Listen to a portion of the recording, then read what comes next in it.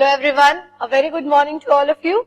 आज हम लोग डिस्कशन करेंगे अपने 5th chapter that is foreign direct investment regulation and policy के बारे में।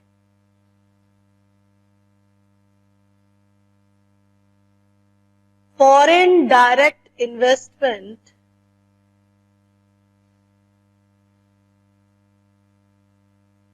Regulation and policy.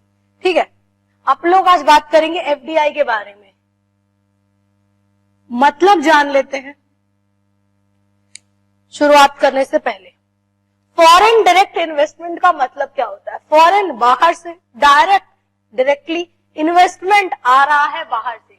अब वो डायरेक्टली नहीं आता है, बेसिकली अगर हम कहें माध्यम है, चैनल्स है, रूट है, जिसके बारे में हम डिस्कशन करेंगे।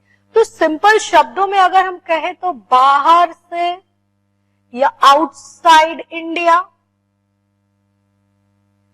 Investment coming into India. Just एक मीनिंग समझ रहे, ठीक है। बाहर से इन्वेस्टमेंट इंडिया में आ रहा है। क्या जरूरत है इन्वेस्टमेंट की बाहर से इंडिया में आने की?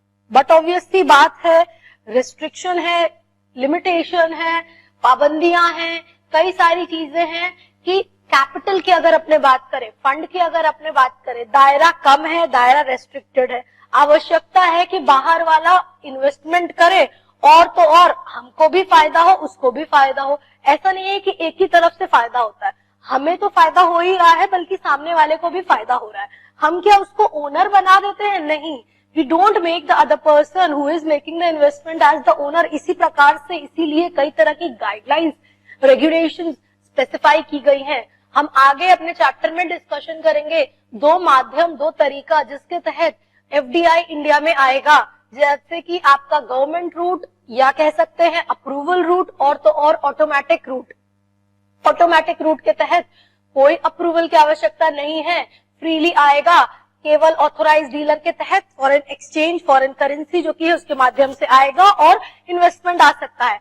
टॉकिंग अबाउट अप्रूवल रूट या गवर्नमेंट रूट, वहां से अगर एफडीआई लेने की आवश्यकता होती है तो प्रायर परमिशन गवर्नमेंट की लेने की जरूरत होती है। आरबीआई की रेगुलेशंस और आरबीआई की परमिशन की आवश्यकता कि कंप्लायंसेस को करने के बाद आप इन्वेस्टमेंट बाहर से ले सकते हो। अभी हम चैप्टर के अंदर नहीं जा रहे हैं, we are just discussing a brief idea, a base formation कर रहे हैं, मतलब समझ रहे हैं एफडीआई का क्या होता है। ठीक है, एफडीआई के लिए, फॉरेन डायरेक्ट इन्वेस्टमेंट के लिए कई सारी पॉलिसीज, कई सारी गाइडलाइंस फ्रेम की गई है। इन्वेस्टर फ्रेंडली पॉलिसी बनाई गई है। ये शब्द आप सुनेंगे, देखेंगे, बहुत रेलिवेंट नहीं है, जान लो इसका मतलब बस। इन्वेस्टर फ्रेंडली पॉलिसी, इन्वेस्टर जो इन्वेस्ट कर रहा है फ्रेंडली, बहुत आसानी से, बहुत आराम से, बिना किसी प्रकार की दिक्कत हुए, बिना किसी प्रकार की बहुत ज्यादा रिजिडिटी के, आप ऐसी गवर्नमेंट आपकी इंडिया की पॉलिसी फ्रेम कर रही है जिसके तहत बाहर वाला आकर के आराम से इन्वेस्टमेंट करना चाहे तो कर सकता है।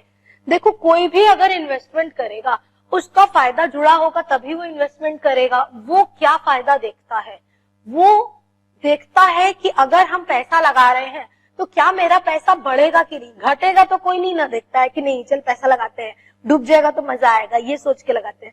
जो भी पैसा लगाएगा ये सोच करके लगाएगा कि बढ़ेगा। बट ऑब्वियस सी बात है, डेवलपिंग स्टेट की अगर अपने बात करें, डेवलपिंग कंट्री बेसिकली अपने बात करें, तो we are still at the उसी दायरे में है। तो बाहर वाला इन्वेस्टमेंट करेगा ये सोच करके कि चलो डेवलप होगा धीरे धीरे, तो मेरा भी फायदा इससे जुड़ा है कि हम अगर फंड लगा रहे हैं तो मेरे को ये विश्वास है, ये कहीं ना कहीं बिलीफ है कि डेवलपमेंट के साथ साथ मेरा भी पैसा जो है उस पर रिटर्न मेरे को मिलेगा। एक बात मेरे को बताना, आप भी एज अ ह्यूमन नेचर फायदा कहां पे देखोगे? जो ग्रोथ की ओर, एक्सपेंशन की ओर, डेवलपमेंट की ओर जा रहा है, या ऑन द कॉन्ट्ररी जो ऑलरेडी डेवलप्ड है? जो ऑलरेडी डेवलप्ड है वहां पे क्या आपको स्कोप दिखेगा? वो तो उसने दायरा बना लिया, उसने मार्केट बना लिया, उसका ग्रोथ हो गया, उसका एक्सपोजर हो गया। But talking about with regard to the developing, still it is in the stage of growth. तो वहां पे उम्मीद है कि जैसे जैसे इंक्रीमेंट होगा वैसे वैसे benefit in turn return on the other hand मिलेगा।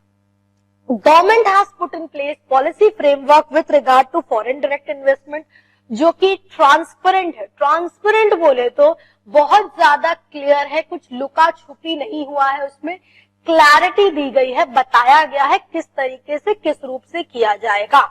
हम जस्ट एक ब्रीफ आइडिया ले रहे हैं, don't get very much tensed कि अभी किन शब्दों के बारे में बात करेंगे, सारी चीजें बहुत स्मूथली रन करेंगी, but you got to be very attentive. ठीक है, अभी जस्ट कुछ एक कह सकते हैं कंटेक्चुअल बातें कर रहे हैं, कुछ एक वर्डिंग्स के बारे में डिस्कशन कर रहे हैं। आराम से सुनो, समझ में आएगा चीजें धीरे धीरे। गवर्नमेंट ने बेसिकली जो पॉलिसीज बनाई है एफडीआई की, वो बहुत ट्रांसपेरेंट है, प्रेडिक्टेबल एंड इजिली कंप्रेहेंसिबल है। इन शब्दों का मतलब ट्रांसपेरेंट मतलब किस चीजों को छुपाया नहीं गया है, बहुत क्लियरली बातें बताई गई है किस तरीके से किस रूप से एफडीआई आएगा। और तो और प्रेडिक्टेबल, अनुमान लगा करके फ्यूचर का, देखो you don't know, you never know what is going to happen in future, you just can predict the same and you can make assumptions कि ऐसे ऐसे इस बेसिस पे होगा। तो फ्रेमवर्क जो कि बताया गया है, इस चीजों को मद्देनजर रखते हुए, इन चीजों को कंसिडर करते हुए बताया गया है। एफडीआई को और बढ़ावा देने के लिए और प्रमोट करने के लिए बेसिकली गवर्नमेंट ने इन्वेस्टर फ्रेंडली पॉलिसी को कंसिडर किया है। कई जगह पे एफडीआई के लिए, बाहर से पैसा आने के लिए, इन्वेस्टमेंट आने के लिए खुली छूट दी गई है। 100% रास्ते खुले हुए हैं ऑटोमेटिक रूट के तहत। अभी केवल यही समझना, ऑटोमेटिक मतलब अपने आप से, कोई पाबंदी नहीं, कोई परमिशन नहीं, कोई अप्रूवल नहीं, मतलब आएगा आंदे, कोई दिक्कत नहीं है, कोई प्रॉब्लम नहीं है, कोई इश्यू नहीं है। बहुत सारी, मोस्टली कई जगहों पे 100% under automatic route doors have been open for FDI. पर कुछ एक सेक्टर्स है जिन्हें नेगेटिव लिस्ट भी कहा गया है। नेगेटिव लिस्ट क्या कहा गया है, कौन से होते हैं, टेंशन मत लो, अपने लोग डिस्कस करेंगे कौन से नेगेटिव लिस्ट होते हैं।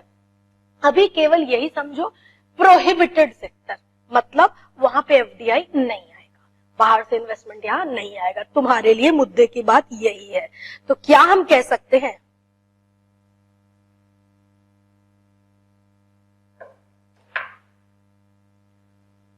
policies have been framed by the government for FDI, that is foreign direct investment, in a transparent, predictable manner,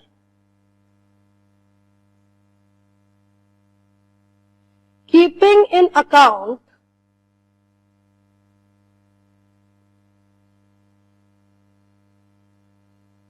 investor friendly policy and apart from few negative list, 100% FDI is allowed under automatic route। Ma'am इसकी heading डाल करके क्या लिखे, basically it's the introduction या objective कह सकते हो FDI की हेडिंग डाल करके, या इंट्रोडक्शन टू एफडीआई में ये बातें आपको लिखनी है। एग्जाम पॉइंट ऑफ व्यू से नॉट रिलेवेंट, जस्ट एक इंट्रोडक्शन, जैसे चैप्टर की शुरुआत होती है, नींव रखते हैं अपने कि किस बेसिस पे, किस उद्देश्य से ये एफडीआई आया, जिस चैप्टर के बारे में पढ़ते हैं। सिमिलरली ये चैप्टर इस बेसिस पे, इस उद्देश्य से आया, इसके बारे में अभी डिस्कशन करेंगे। जस्ट अ ब्रीफिंग कि क्या पर्पस, क्या उद्देश्य, किन चीजों को कंसिडर किया गया है। तो ये बात तो आप लोगों को समझ में आ गई है कि बाहर से इन्वेस्टमेंट आया जा सकता है। अभी मैंने दो बातें सिर्फ बताई जो कि आपको केवल याद रखनी है, किन दायरे से, किन रूप से, ऑटोमेटिक रूट और अप्रूवल रूट से आएगा। अप्रूवल रूट नाम से ही पता चल रहा है, अप्रूवल या गवर्नमेंट रूट की अप्रूवल लेने की आवश्यकता है, परमिशन लेने की आवश्यकता है। ऑटोमेटिक कोई परमिशन लेने की आवश्यकता नहीं है। Am I clear?